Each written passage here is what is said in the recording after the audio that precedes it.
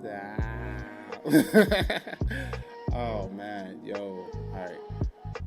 I am excited for today. Today is going to be amazing. So with it, let's go ahead and let's get into it. This is going to be powerful. This is going to be amazing. But let's straight into it. So welcome to Divine Time, where purpose meets presence and real conversations lead to real transformation. I'm your host, Danli Divine, and this is my wife, Jade. We are here to speak truth. We heal openly, and we grow intentionally. Every episode is rooted in love, guided by spirit, and created to uplift your mind, your heart, and your soul. This isn't just a podcast. It's a movement, a safe space for the awakened, the healing, and the seekers of truth. So whether you're here to be inspired, challenged, or seen, you've arrived right on time. Divine Time. Today, we're joined by Dr. Nic and Professor Sebastian, founders of the Divine Guidance Institute, a modern-day mystery school bringing a bold new era of decision-making and divine clarity. Seen on A&E, VH1, and entertainment, Dr. Nic and Professor Sebastian have spent over 30 years together after first meeting in a dream, a moment of divine clarity that launched a movement. At Divine Guidance Institute, they've done something revolutionary. They've mechanized divine connection, transforming it from guesswork into a reliable, on-demand system. Through their signature methods, the ancient way of knowing, trust yourself, and one magic word, vibrational sound. Vibrational sound therapy. They merge science with spirit, mysticism with method to help people access foolproof guidance in love, health, money, career, and family. Their mission is clear: to end the epidemic of blind spots, betrayals, and missteps, and to make divine connection accessible to all. So give a warm welcome to Dr. Nic and Professor Sebastian. I know, right? Everybody cue the hand claps, cue the hand claps. Can y'all hear us? I don't think we are. I think we're good, babe. I'm not sure. But now all of a sudden I can't hear them. Marco. Can you hear? No? Yes. Okay. Yes, can hear you. Okay. Are we frozen? Yes. Okay. I'm sorry. Boom. This is what we'll do. We'll disappear. We'll come right back. Look at that. Something's saying they don't want us to do this. But it's okay. We will prevail, all right? It's not like people want to see us anyway. They want to see them. So it works out great. Like our little pictures there. At least I'm not making a weird face. She said I'm not making a weird face. Yeah, you are. You're making a weird face, babe. Okay? Don't get it twisted. Listen, I'm okay with it. I ain't making a weird face. My faces are weird. So what I want to do is I want to go ahead and just turn the floor over to y'all. This is your story. I want to go ahead and start from the beginning of exactly how y'all met. I know you said it was a dream, and with that, I'm going to troubleshoot my side. So go ahead and explain to us who you are, how you met, your story, okay? All right, you got it. Hey, thanks so much for having us on. This is exciting. Yeah. We are fans. Absolutely. Great show. Well, we met in a dream indeed. However, and that was 3 years before we met in the physical. Yep. But we're not going to start there because we didn't stumble on the dream recall till 5 years later. So here we go. We first meet in the physical. I'm 24 years old. I'm sitting in the first day of sociology class at the university in Texas, in Austin, and we're waiting for the instructor to come in. And in strolls Michael, Professor Mike. And the minute he walked in the classroom, I knew. The bells went off, my inner voice, and I went, oh my God, you're going to marry this guy? He's your soulmate? I was stunned. He had on his cute little Levi's and his hiking boots and his flannel, and he was bouncing this ball in the air, and he was waiting for all the students to quiet down. I was just watching this guy, just stunned. I didn't say anything, And I ran home, told my roommate after. I said, Heather, I'm going to marry this guy in a heartbeat. She thought I was nuts, you guys. He's twice my age. I don't even know him. From that moment on, I knew to be quiet, not say a word. Now we're going to fast forward. Next semester, I see Michael in the hallway. And I yell, hey, Sebastian! And I run down the hallway. And I asked him out to lunch. And so we go to lunch, and I thought she wanted a letter of recommendation for graduate school, maybe, because it's pretty standard. I get a lot of it. So I said, when we got to lunch, I said, so what can I do for you? And she said, well, I thought we might date. I said, what? She said, I thought we could date. I thought, this girl's got some guts, man. What the hell? She's got guts.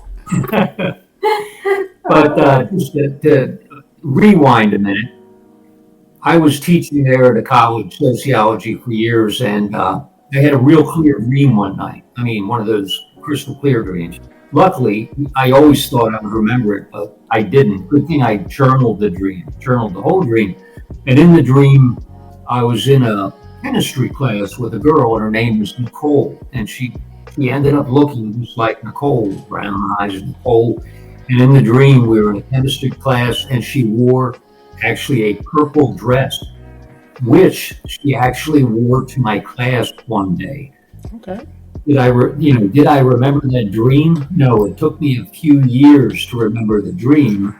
One day, she's getting her certification for, what was it you got certified for? Fitness trainer. Yeah. And it triggered like a deja vu. And I thought, wow, I've been here before. I've done this. Why am I remembering this? And I went back and I looked through my dream journals, and I actually found the dream where we are in chemistry class together. We actually, we called a TV station in Phoenix at the time, and they sent over a camera crew and recorded the whole thing. But it was a turning point in my life because it was a dream literally from the inner. It was a dream from Holy Spirit. It was saying, hey, pay attention. Here's what is going to happen in your life. It's going to take a right turn. You're going to go another direction. You're going to hook up with this girl, get married, and have a mission.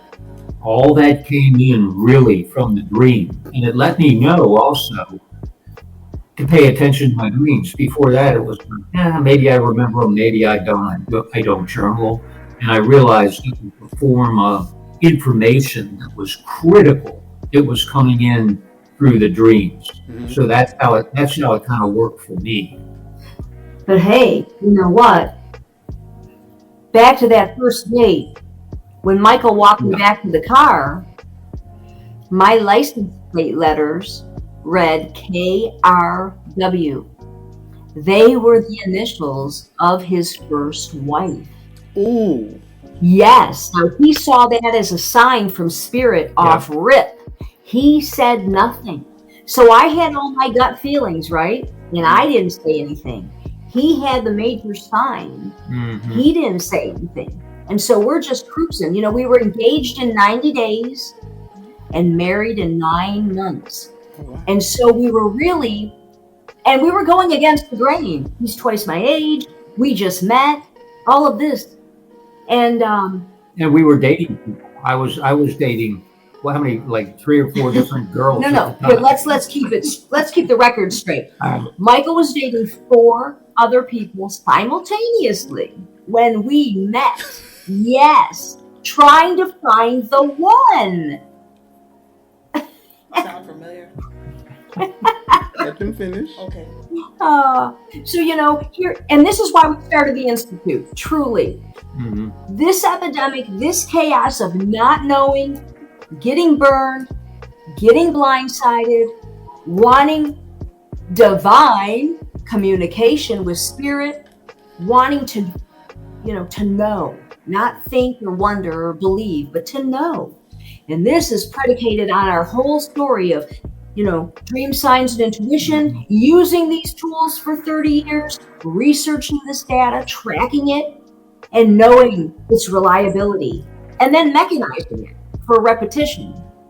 So, and here we are today, now bringing the Nonprofit Institute to the world, because it's time and they're ready. Which is really what we teach, because people, I mean, my whole life people would always say to me, hey Mike, I want to move to New York, I want to move to LA, I think I want to marry this person, I'm not sure they're the one. How do I know? How do I know to invest in this stock? How do I know for sure? And really, that's what was mechanized, that whole system of knowingness, how to know, the ancient way of knowing. That's what we call it. And it's foolproof. It works, and it works 100% of the time. And that's kind of like what we would really like to zero in on and expand and talk about here today. So I love that, the ancient way of knowing. Yeah.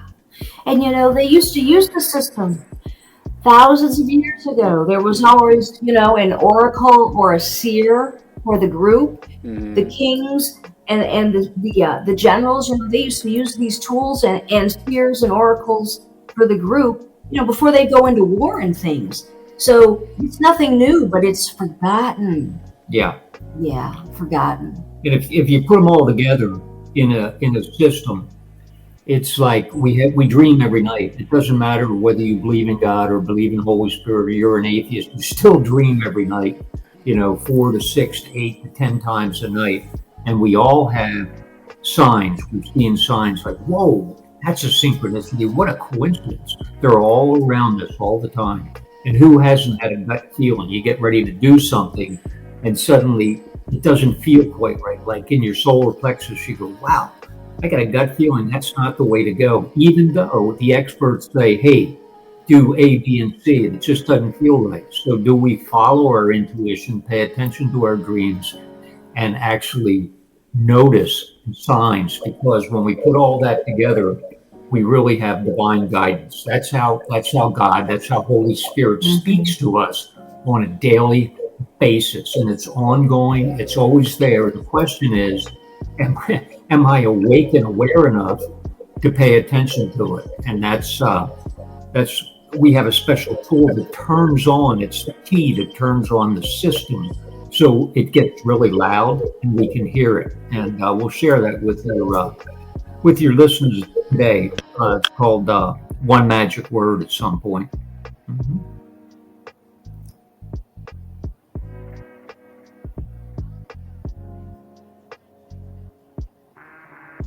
I guess we'll just jump right in, huh? Yeah. All right. One magic word, guys. This is the tool. This is the secret. And actually, we call it one magic word, vibrational sound therapy. I think we're off air. No, we hear you. Oh, yeah? Okay, yeah. Cool. I got it muted so that way we can listen in and you don't hear our little oohs and ahs. Okay, alrighty. One magic word. Yes.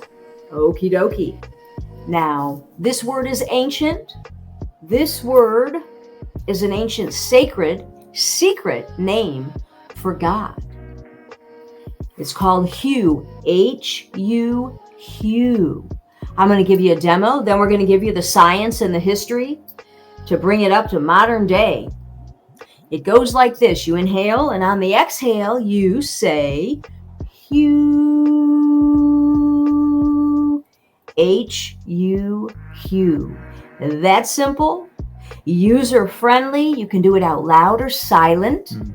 Eyes open or closed. Yes, you could do it in the dishes, while you're doing the dishes, while you're in the shower, while you're driving to work, even sitting in a business meeting.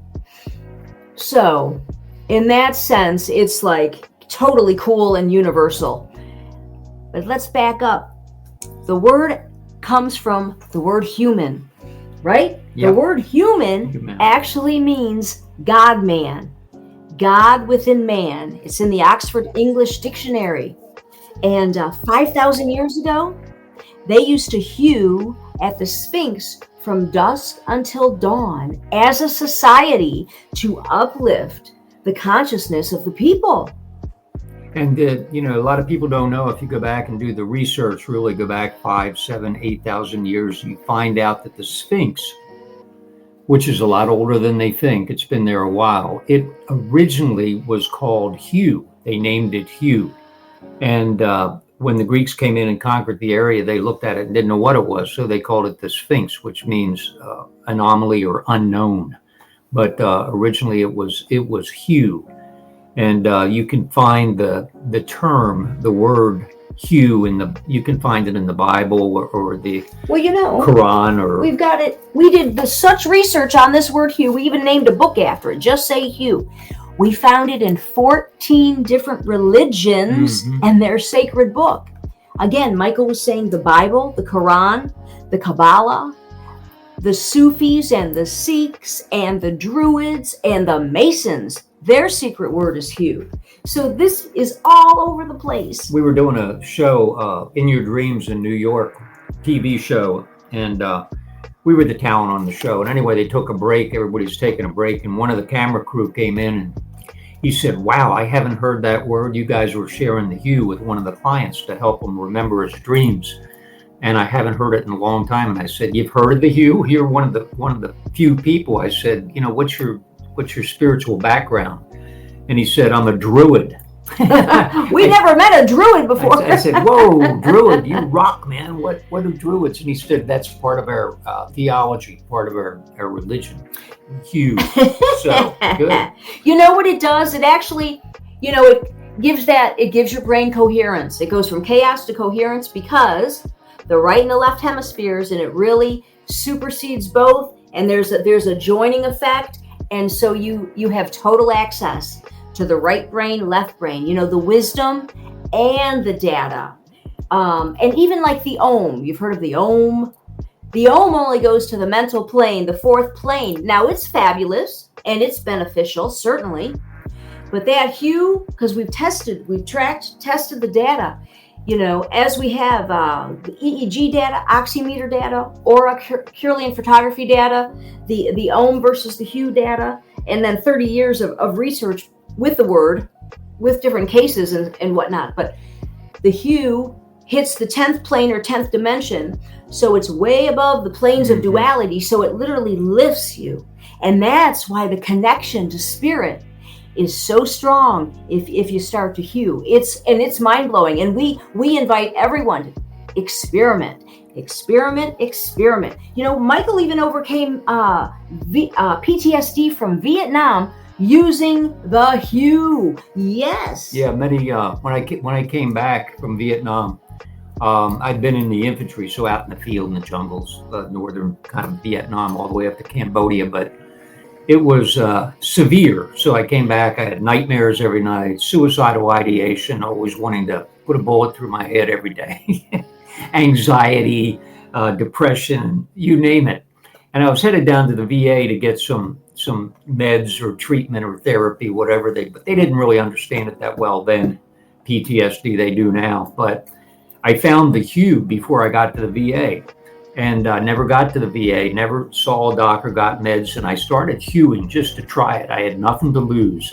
And within a very, very quick period of time, all the symptoms of depression and anxiety and nightmares and suicidal ideation simply went away. I could hardly believe it. It was like, oh my God, what is this sound? What have I found? What have I stumbled upon? And that's when we started doing our research. And the reason that it's so powerful, just to get it down to a thought or a sentence, is there's a parable in a quote from John 1:1 in the Bible, and I ran across that. It said, "In the beginning is the Word is with God, the Word was God." And I grew up Catholic, and I used to study under the Jesuits, 4 years with the Jesuits, which is a lot of time I spent with those guys, right? I had 4 years of Latin, believe that or not. It's like, oh, whoa. Anyway, I used to ask him, I'd say, "Father, what the hell is that word? What is that word?" I mean, it says, the word that created everything, the universe, the God word. What is it? They didn't know. So Nicole and I eventually did our own research and found that the word that creates everything in the universe was Hugh, that sound. And then I started even reading quantum physics, because the quantum physics backs it up that if you go into the quantum field, you find out there is nothing but light and sound. Everything's a vibration. Everything is a frequency. Everything is a vibration.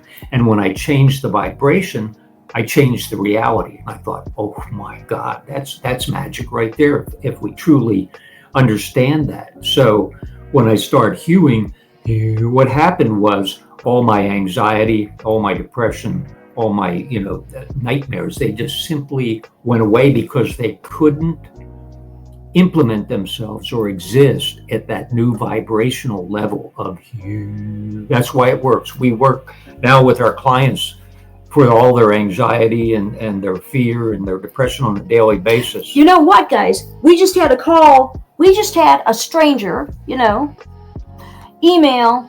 Okay, it was a friend, a client. Yes. And it's his friend. And he literally was on the verge of suicide. He was kicking Ambien, which is a nightmare, and hadn't slept for days, and told the client, his friend, which is my client, I want to kill myself. I want to off myself, and I haven't slept in days, and it's bleak, and I'm sick of the doctors, and I'm sick of the treatment because nothing has worked, nothing. And this client, he says, Dr. Nic, what do I tell him? I said, bro, you know one thing to tell him? He goes, oh, Hugh. I said, Hugh, yes. It's the only thing that'll work, man. And so he goes, well, how do I said, listen, let me send you a couple of our TV Hugh segment breakthrough links, blah, blah, blah, blah. And so I sent him a couple links, 2 different TV shows with us and the Hugh and clients and all of this. And that was it. And then the very next day, I get an email. My client's calling me crying. Oh my God, he's okay. He slept through the night. He bought your book. He is freaked out. How powerful. And then we got an email simultaneously. It said, the Hugh works. I slept for the first time in days. I'm not suicidal. I'm so excited. I bought your book. What's next? This, that. So it was a big break in one night. We're talking a matter of 12 hours. This guy went from suicidal and insomnia to da-da. That's how quick. That's why we're so compelled. People think we're nuts, but it's like, no, just try this. You too will just be like, whoa.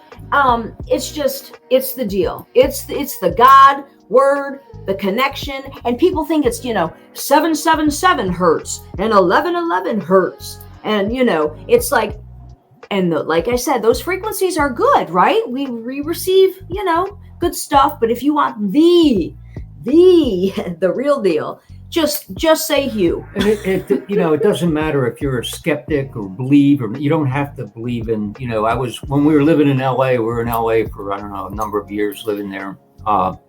And I was teaching also. We were doing some media, but teaching at a college there. And one of the Lakers, superstar, I won't say who, and out him, he came back to get his MBA at night in night classes. And I was his counselor. They said, Mike, why don't you be his counselor? So they kept him off the rolls, etc., so he'd have some privacy. But I went to meet with him, and I said, tell me, what's keeping you from your worst fears here from getting your MBA? You'll be able to get it pretty quickly here. And he said, Mike, Christ, I play full time. He said, I've got, all kinds of endorsements. He said, I've got a family. He said, so the pressures are unbelievable. And I said, okay. I said, let me give you a tool. Whenever you're feeling like that, all you have to do is hew. I did a few hews. I said, that'll put you back in the zone so you feel relaxed and harmonious. He bust out laughing. He said, Mike, Christ almighty. He said, I've got world-class problems and you've got me humming. So I said, hey, bro. I said, don't knock it till you try it. And he's a professional sports guy. So he goes, hey, fair enough. Month goes by. Fast forward, I go to meet him to see how the MBA program's gone. And just to tease him, as I walked in before he could speak, I said, have you been hewing? He said, Mike, not only I'm hewing, my family's hewing. the coach of the Lakers is hewing, because the coach came in and said, "What the hell are you doing? Your game's up a full notch, man. What are you doing differently?" And he said, "I'm hewing because it focuses my game completely." And the coach said, "Well, then I'm going to try hewing." So you don't have to buy it, believe it, or know about it. But when they try it, every single person always comes back and goes, "Oh my God, I could feel that. It changed my life." Yeah. Once in a blue moon, I'll run into an anti-hewer. My mother's an anti-hewer. My own mother, she says, "If you go on that show, please don't do that hew thing."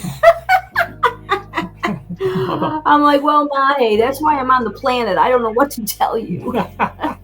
So I'm gonna take this and flow it into a conversation. I love everything y'all said. I mean, I recognize a couple of similarities. First of all, I want to say thank you for your service. What branch were you? Infantry, Army, 4th Infantry. Okay. Marines. So Nice, thank bro. you. Thank you. Aw. I'm like, Vietnam. It's funny. Everything you mentioned is literally what I had went through. When I met her, I actually took like a week off of work, and she stayed with me. I had met her like the day before, and I ended up having to stay home for like a week just because I was not mentally there.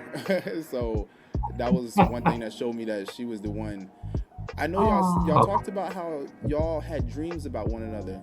It brought up the question of, have you heard of the term distant traveler? And Yes. so it made me think of that. Do y'all think that even in past lives or future lives, since time is not linear, that y'all were together before, and therefore it was something in y'all that was reminding you of your soulmate? Abso-effing-lutely. Yes. Yes. We always say, there is no time. It's not, in soul, that's the deal. Soul has access to all info, all data, 24/7, because, and past, present, future. That's how we can dream of the future, which every night we're dreaming of the future because it happens on the inner before it happens on the outer, but we forget, and then when you have that déjà vu, which is French and means having seen before, it's that moment, a familiar moment, but you dreamt it before, you forgot you had the dream, and out here, that's why it feels so familiar. And it's a forgotten prophetic dream, essentially. So yeah, you're right. Time is not linear. You have total access. Past lives, absolutely. And this brings us to the institute again of knowingness. That's what we're predicated on. Because you've got some listeners, right? In the world and people, well, heaven and hell, is that real? Reincarnation, is that real? Should I believe in past lives? Is God? All these questions. And everyone can come into full knowingness. You can actually program a dream and say, "Are past lives real?" And you will be shown personally from your direct connect. If you don't like the term God or Holy Spirit, go with higher self or universe, and you will be shown, you will be given pure truth to take you to a level of knowingness, not because we all agree or thought so, or someone read it in a book, but like it takes you through the door, See, So I love that, because I often say that anything greater than yourself is a higher power. I mean, just us being here together and with my wife being next to me, that's greater than me alone. That right there is a higher power. I mean, just like how you stated, you can have God, you can call it whatever you want, but that still doesn't change the fact that it's a higher power. right. And I love how you said the ancient way of knowing. Do you think dreams is also one of those ancient ways of knowing? Oh, absolutely. Yeah. Because just like how you stated, when you are dreaming, time is not linear, it's continuous. So with that, are you dreaming about things that have happened in different timelines, or possibly even remembering from different times? Yeah. And what's interesting, I started years ago, I don't know, maybe 20 years ago, I started reading quantum physics, everything I get my hand on. I don't do the math part, I do the concepts. And part of quantum is there's only, what they teach now is what they know, there's only the moment, one moment, and it's past, present, future. It's all wrapped into one. It's really like a hologram. It's a whole, and that's all there is. Everything looks like parts out here, but it's kind of an illusion. And when we dream, sometimes we'll come back with something so bizarre, and it's from a previous life. a previous life we've lived or a future life that's coming. And it may be hard to even remember the details of that dream because where we were in another time zone, future or past, is really hard to pull back into the present and write down the thoughts because it doesn't jive. It's so weird because we're very, very expanded in our awareness. We do have a past, we do have a future, but we can access it in dreams in the moment. It's because all there is the moment. Everything else is kind of, as quantum says, it's an illusion. Well, and back to the tools, the Holy Spirit tools, dreams, signs, intuition, dreams while you're sleeping, signs and intuition while you're awake. So it's a 24/7 superior, unrivaled guidance system. And when you learn how to use the tools, you start tracking your data, you get comfortable, and then it's this next level of knowingness. And just to say this point about dreams, even though we might dream of the past or the future, it all pertains to now, giving us insight to what we're dealing with now. So it's like, it's so cool. It's every night when we go to sleep, we are on the phone with God receiving pure gold. I mean, if you really want, that's what's up. So it's like, if I ask somebody like, would you like that information? Would you like that data? Or would you want to pass that up? And it's like, well, who even knows about it, right? And then you've got to like remember the dream, right? And then you've got to write it down and decode it. But like with our systems, we've made this so simple that it's like, okay, it's because of that autopilot thing, you hew when you lay down, you intend to remember, right? Then as soon as you wake up with anything, even one word or a fragment, you write it down. And then you come back later, because everyone's busy in the morning, you come back later and you interpret or decode the data. So, and really it's just 2 steps to decode any dream. Yeah, we were on, I don't know, a year or 2 ago, we were on Coast to Coast with George Nuri, and there was a guy called in, and he said, I hear what you're saying and everything, but he said, I haven't remembered a dream in, he said, 40 years, honestly, 40 years. And so we invited him to Hugh. Try it. Just like me. Oh, okay. He ended up getting a hold of us the next day, and he said, oh my God, he said, I remembered 3 dreams for the first time in 40 years with the Hugh, because what it does simply is that frequency or vibration changes the channel, and it changes it to a channel that allows the information from dreams to come through. And then we're getting some real golden God wisdom coming through to us as a message. Yeah. So I have a quick question. Do you think that utilizing the Hugh methods, the ancient word for God, could help you align and get in tune with the Akashic records? Oh, absolutely. Oh, and you can program a dream and actually converse with Holy Spirit, God, or your higher self, and say, tonight I'm going to access not someone else's records.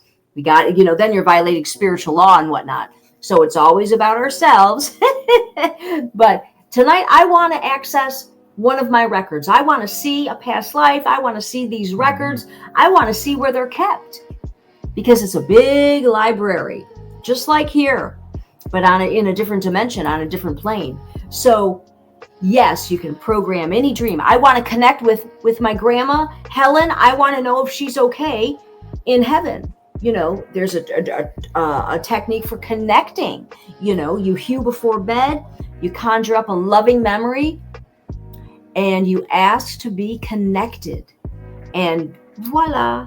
So like, yeah, working with the tools, man, it's pure gold. And that's a good question. The Akashic records contain all the records of all the lives we've lived elsewhere besides from here. Also, it's kind of an advanced place, and you can go there and access.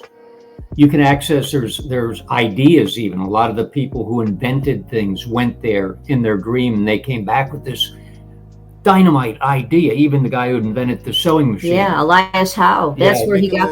Nikola Tesla said that he had a lot of his ideas and thoughts come from him from he said a higher power. Albert Einstein as well. I think he spoke about that in his later years also. Yep. But I do want to say, you mentioned the Kabbalion earlier. I'm not sure if you saw me holding it up. Yeah. And when y'all spoke about frequency, it's interesting because before I start all my episodes, I always hit my tuning fork. so I was laughing at that. I was like, yo, they are speaking my life right now. And this woman right here actually got me to understand more of spirituality. You have anything you want to say, babe? We're being the opposite. We're being a coin right now. You can't sit still, and I'm silently listening and waiting for the question to come to me. Oh, okay. I see you jittery, and I know. I'm just excited. I'm honestly just excited due to the fact that looking at them shows me how we're gonna be when we're older. So I mean, that makes me smile because I'm like, they have that energy. Except for I feel like her energy is more like mine, and he's the quiet one, more like you.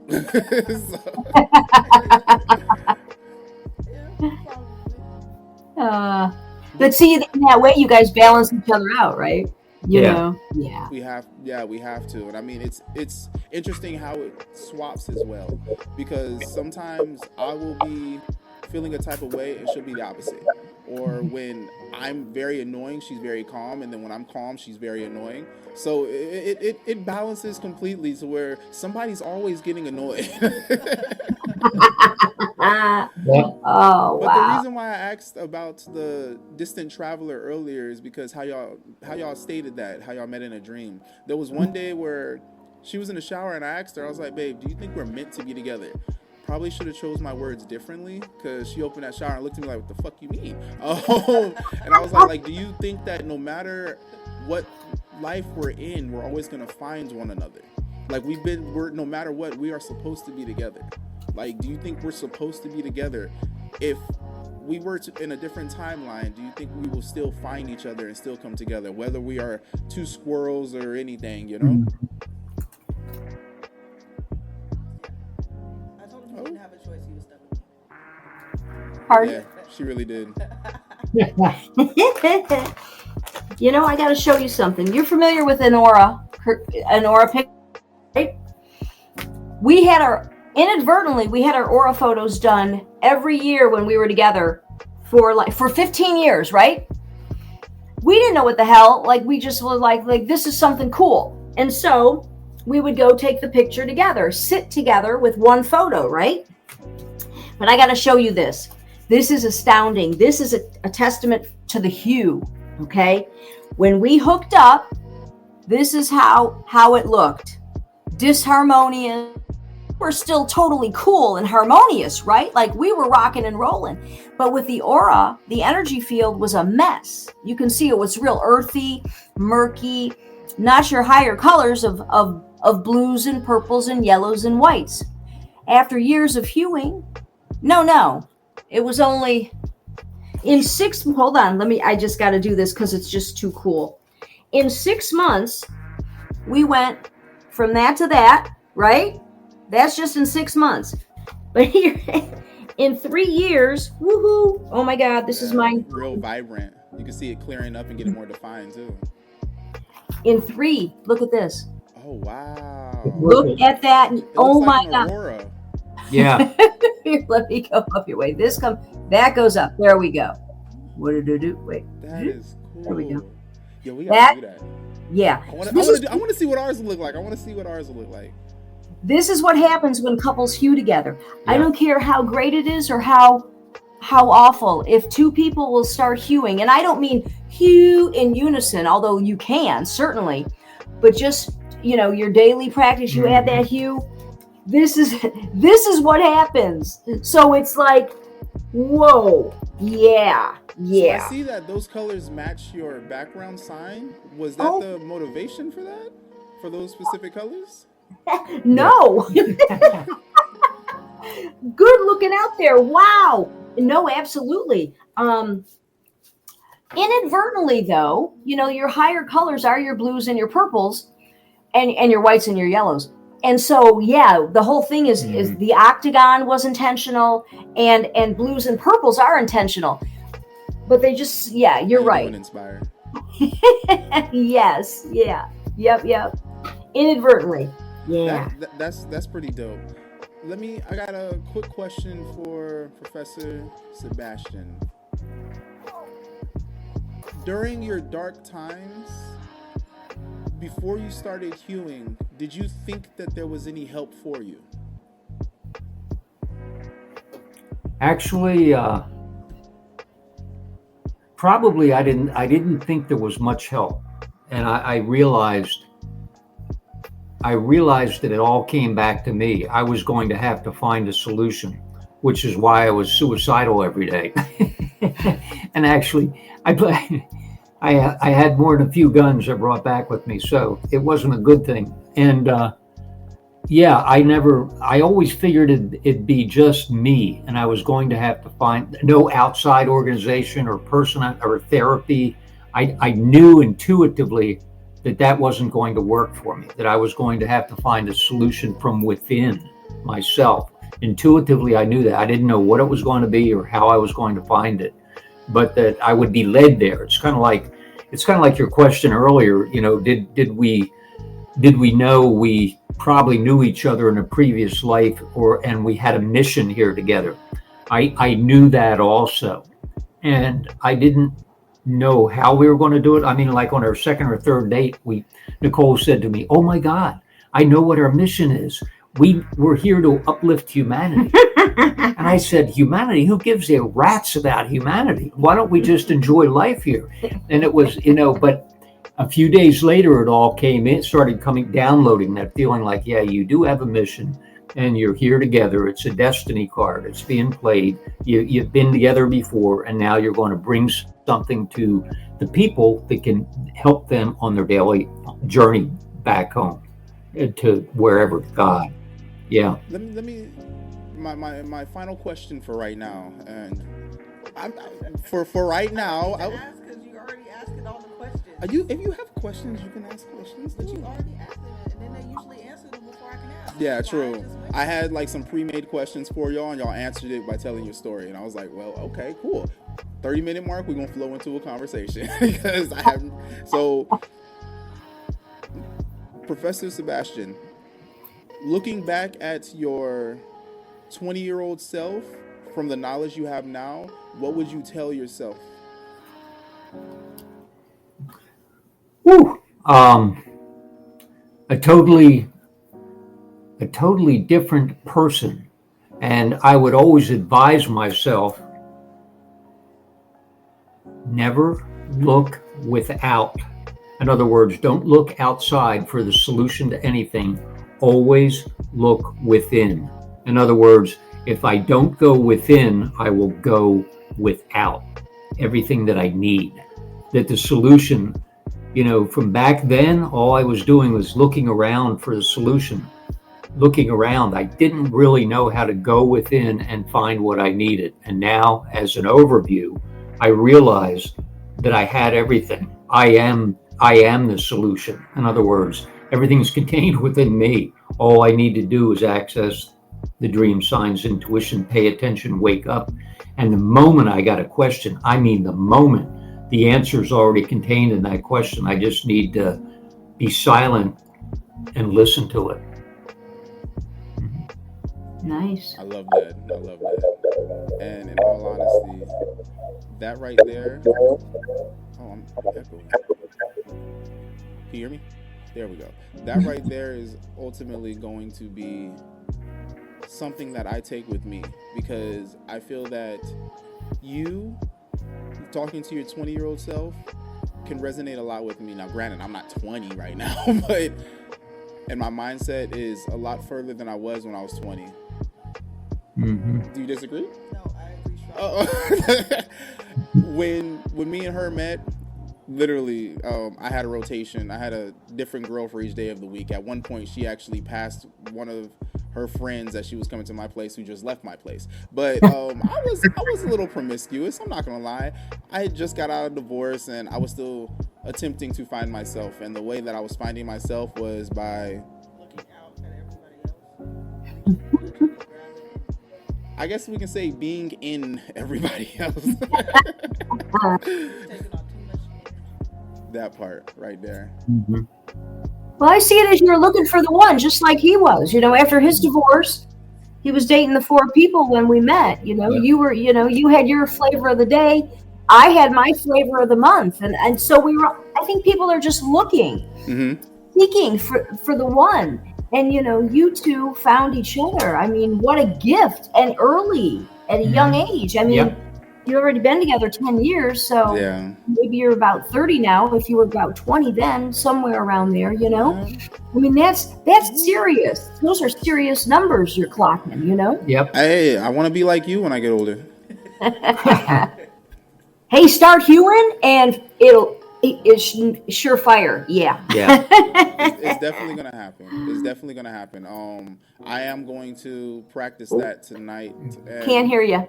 Oh, I said I am going to practice that tonight, and definitely write down in my journal the difference that I recognize. Definitely. And let us know. Yes. We'll do. I have y'all email. I'll shoot you an email and be All right. like, yo.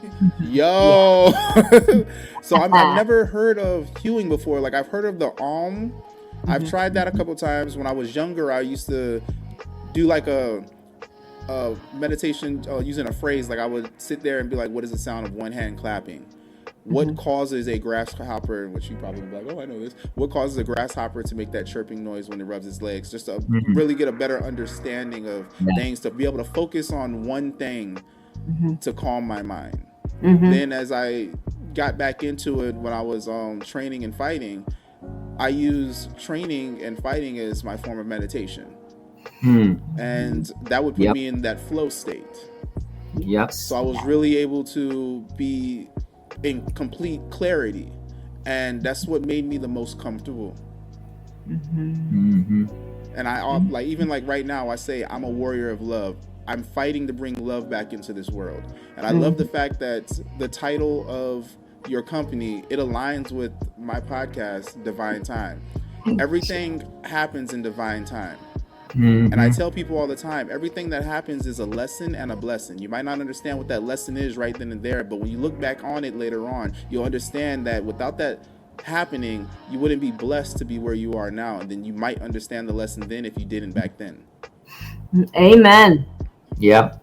Yeah, you used fighting. I was like, I liked being underwater. I would get in a pool and I would float to make sure my ears were covered, and then I was just like listening, because you know when you're in the water you can like hear your own body a little. Yeah. I would hear my heartbeat, and sometimes I would like make sure I don't know how I did it. I'm not gonna be completely honest.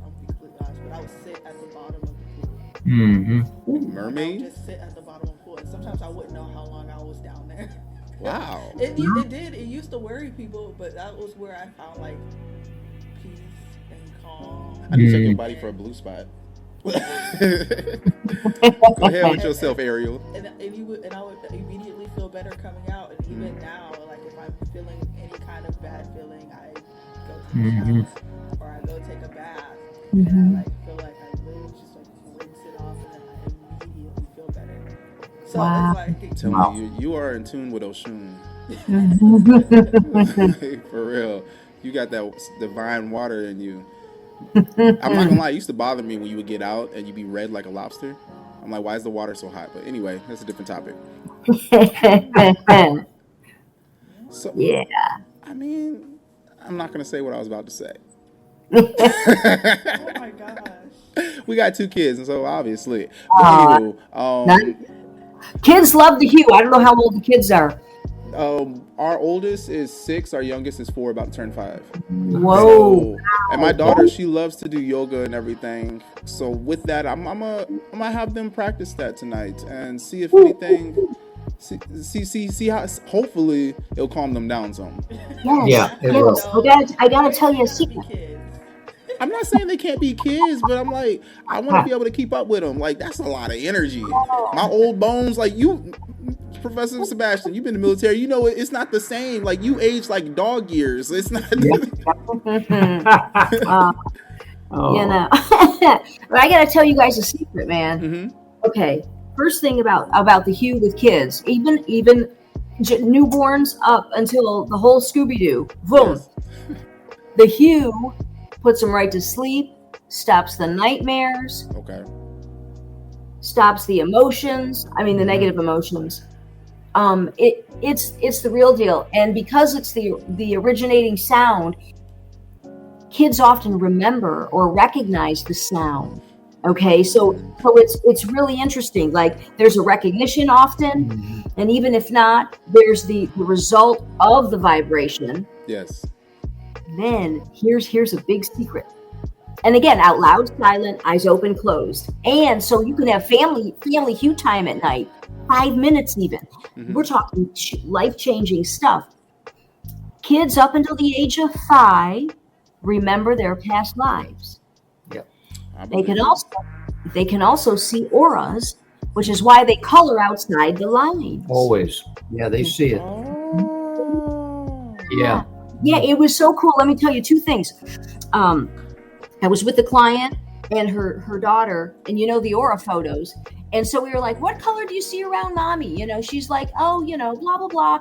And what color do you see around me? And I happened to have the aura photos with me that day. And she saw the colors. And then I whipped out the picture and it verified the kid. Yeah, it was the same colors that the kids saw. It was too perfect. It was divine timing, Yeah. And, but okay, back to the age of 5, they remember their past lives. Then the veil gets pulled so they can focus on this life. But here's how you ask if this is something you want to do. You say, what were you when you were big? What? Let's ask that question. Zachariah, come here. One of our kids just came to the door. Oh, Cool. Both of them just came to the door. All right, here I'm gonna do this. Baby girl, come sit right here. Zachariah, come over here.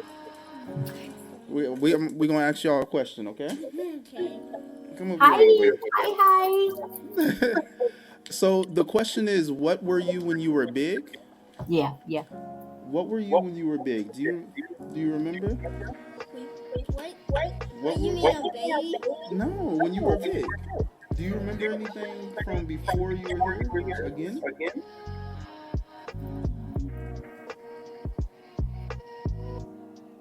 No. Okay. Azaria, what were you? Do you remember when you were big? What were you when you were big?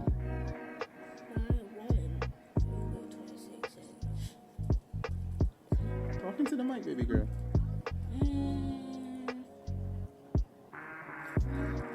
3? I'd say I was 4. Okay. They don't understand the question. Okay. Here's the thing. Often it's usually an adult with one-on-one. Mm-hmm. Often it's So yeah, it's best one-on-one. And what were you when you were big? And what I was going to say is often children they don't want to answer the question, or one of them said I was bad and I don't want to talk about it. So you get all kinds. And I was a firefighter. That's what's up. I'm gonna ask them. I'm gonna attempt that and ask them one-on-one and see. Because at that point, it'll be a more serious tone, so they really would be able to think about it and everything. Because right now, you can see they're just like, "Ooh, we're on the podcast." Yeah, Yeah. I gotta say, these two are gorgeous. Yeah. Wow. Yeah. Yeah. So this is Azaria right here, my daddy's little baby girl. And we take walks together and sit by a wall. Yeah. She comes with me out on nature walks and she talks to trees. He's the technology little guru. He loves electronics. So with that, and I'm working with him on that. Listen in class. That is good. Right? So with it, we're rolling into the last 5 minutes. So I got 2 final questions, unless babe, you got something else you want to ask them? Okay. So the first question I'm going to ask you is, what do you want to say to any listeners? Okay. Hold on, Bobo. We're going to let them talk, okay? We'll wrap up. This is a real good clue or key for people. If they're wanting to know what their past life was, again, if someone wants to know if it's real, you can ask.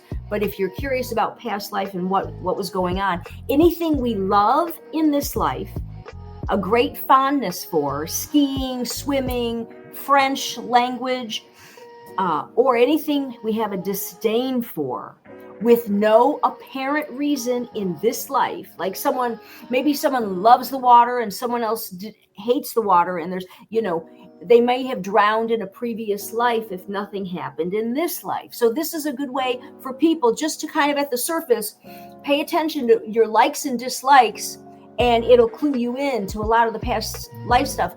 Like little man here loves technology. You're 6, right? 6 years old. So it's like, whoa, that's a dead giveaway right there, So to be cultivated in that, like, young kids at 4 and they're playing like Mozart and things, this type of stuff.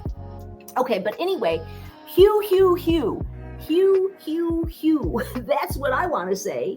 Oh, and trust yourself. You want to say trust yourself? Yeah, trust yourself. One of our books that we wrote was called Trust Yourself. It's the motto. And that's what I found in my life. And that's why it became our mission to get that message out. Because I looked everywhere and I had the truth within me. In other words, if I had to give some advice, I'd say, you want the truth, the path, the light, the way, look in a mirror. You're already it.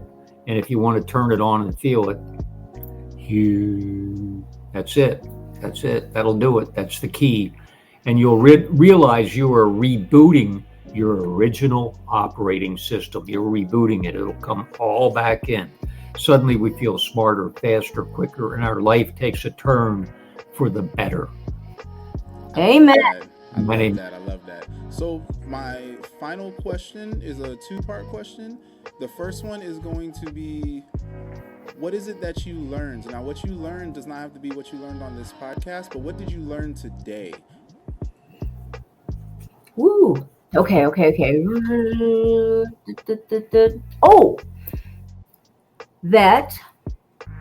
and this is something that I already know, but what I witnessed today, what I experienced today, I was talking to Michael about it earlier.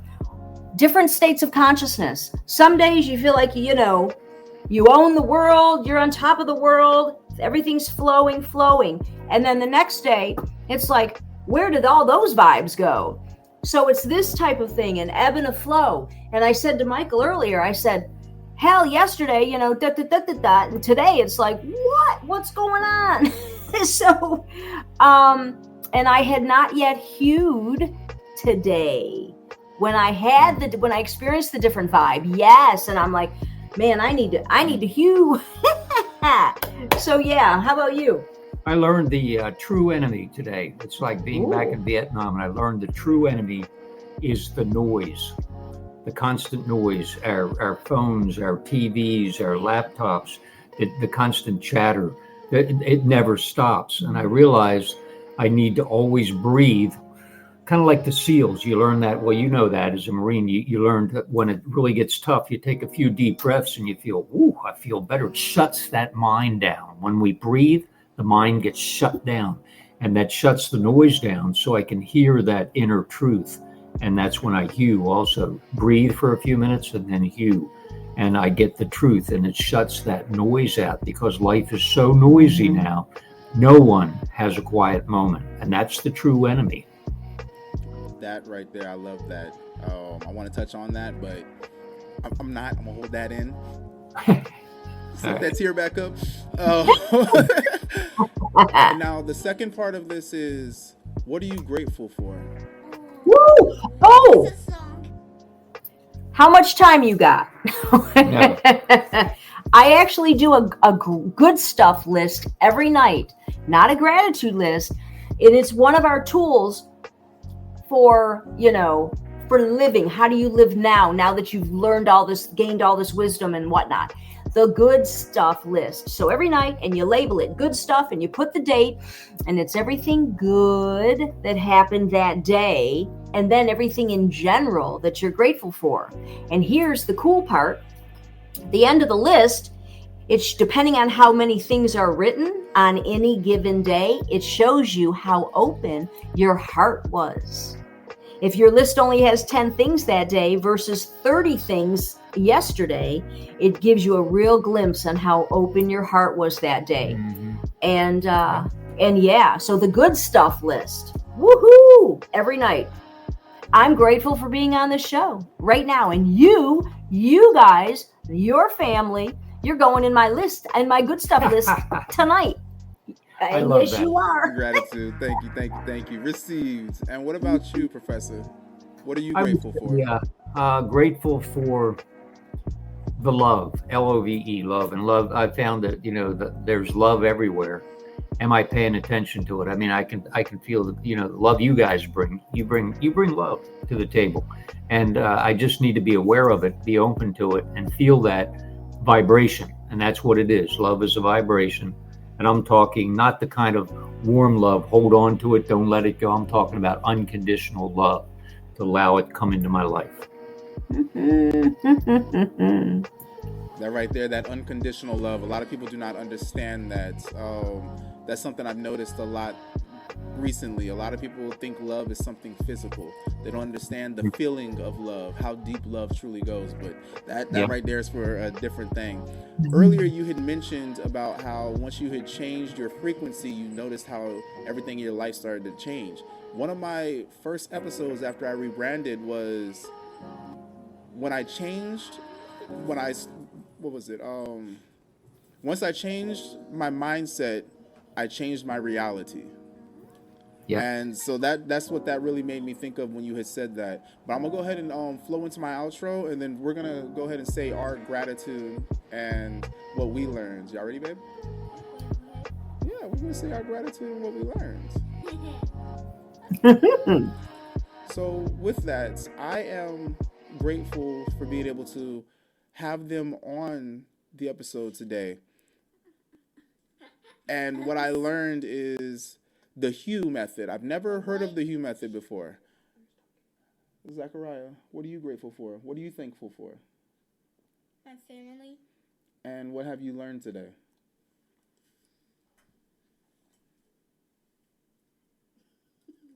Do, do, do, do, do, do, do.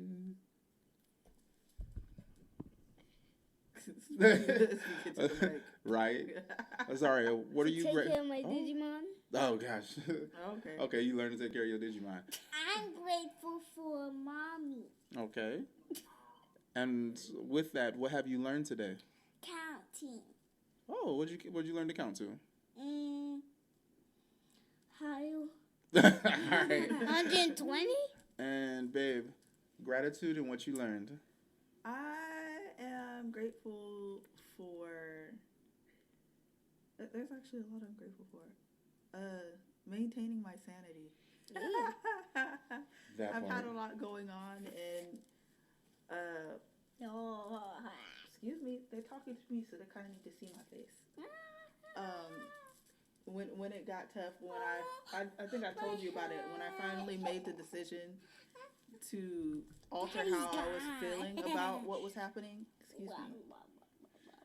Alter how I was feeling about what was happening, and when I decided to change my initial reaction, because I can only control myself. Yes. That it got better for me. I felt less stressed, so I am grateful for that. What I learned. What is wrong? You touched me. Oh, I touched your owie. I'm sorry. Oh. I apologize. You were saying? What was that? What I learned? What I learned was that what I already felt, they kind of confirmed for me. That Hold on, baby girl. even though us as humans had divided, I guess whatever you want to call it, source or God or not whatever you want to call it, right? Not that God, the other God, whatever it was. Even though we had ourselves had separated, it's all connected in the same. It's all one and the same. All is mind, the universe is mental. I guess that's both learned and grateful on both. I learned that and I was grateful for it. It's a 2-in-1. Well, I thank everybody for tuning in for another episode of Divine Time.